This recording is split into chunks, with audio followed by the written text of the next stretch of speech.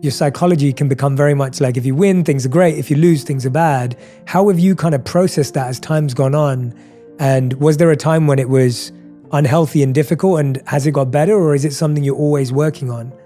So on one side of things, I struggled at school, as I said. So the teachers would write these reports that I was not focused or I wasn't doing well. And I remember the fear of that report every year. And I'd try so hard to do well. And then these teachers, I don't know if teachers out there realize when they write those reports, what's happening back at home, whether you have an abusive household or, the stress of that was difficult. I feel in racing, if I would win, I could see a smile on my dad's face, and it was really like, okay, if I do well at this, I know that I'll be accepted, but I've got to work double hard to I've got to always be first.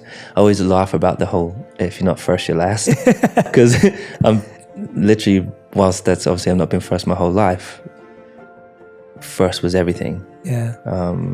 In order to be accepted, in order to fit in, and maybe to be appreciated. Not only within my relationship perhaps with my dad, but then also around my friends. And it wasn't until I got older I realized it's about the bigger picture. But when you have success, it's so short-lived. It's like, it really is really short-lived. You win a race, then you go back home and you have as a racing driver, the weekend's so intense, you've seen it. There's so much energy, so much, it's really, really a stressful environment for everyone that's working within it. Then you go home and there's a huge come down like 1 or 2 days later, and you're trying to balance those emotions, that emotional roller coaster, and learning to kind of channel that and figure out ways to keep it balanced with your routine and those sorts of things has been really key for me. But I think during the last few years, really understanding that it's about the bigger picture. I'm fighting for something far greater than winning a race. I'm really fighting for change in the world. We're more divided than ever, I would say. It's devastating. I can't watch the news. It's devastating. There's just so much happening. But there are so many great people out there that are doing really great things. And I want to be I want to be a part of that inspirational energy bubble that people like yourselves are a part of. Because we need to create a brighter future. We need to create better future leaders. Look how bad our leaders are that are in governments. We need to be inspiring the next generation of thought leaders that are positive.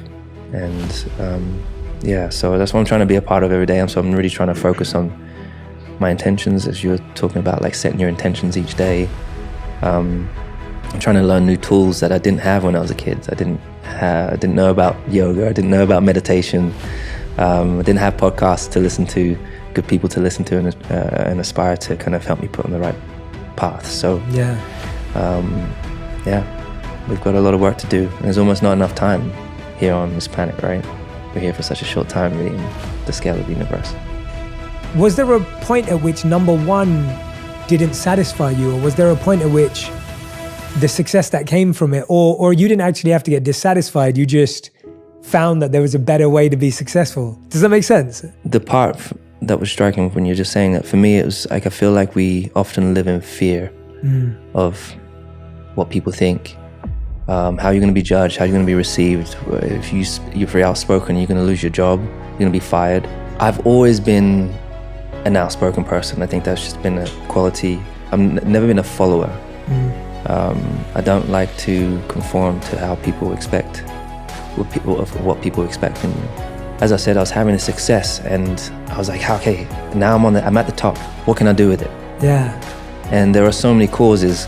There's so many problems out there, and there's so many amazing causes. And which one? There's only one of you. So like, where do you put the focus? And it took a long time to really find what that was for me. I think for me, education was something that I felt extremely passionate about, because I'd been out to India, I'd been out into some of the really poorest places like Manila, and seeing young kids who are like us, but begging for food and not having the same opportunities. And for me, that broke my heart, and realized how privileged we are and how fortunate we are. I was like, I want to be working with people out there that are trying to create more.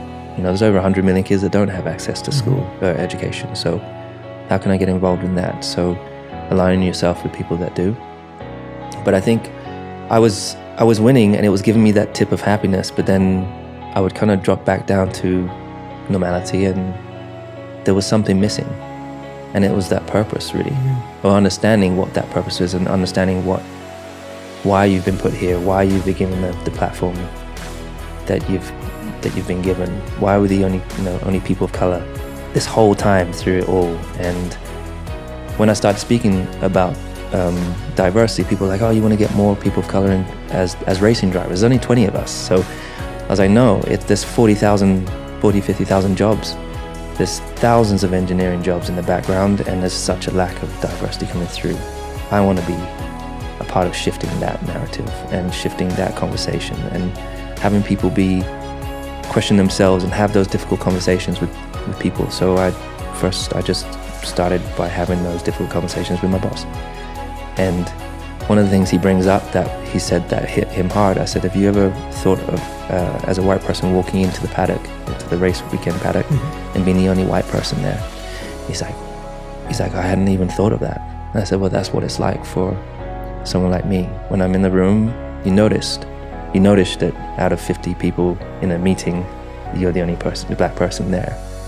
And it's not because we are less, it's because there are these barriers within society through education that are limiting people to be the best they can be. So my job is to be empowering and improving representation. I'm really, really passionate like black equity as well. So that's why I got involved with the Denver Broncos. Denver Broncos, yeah. Yeah, and usually when I'm in conversation with sponsors or companies, I'm like, hey, so how diverse is your team? What are you doing about diversity and inclusion?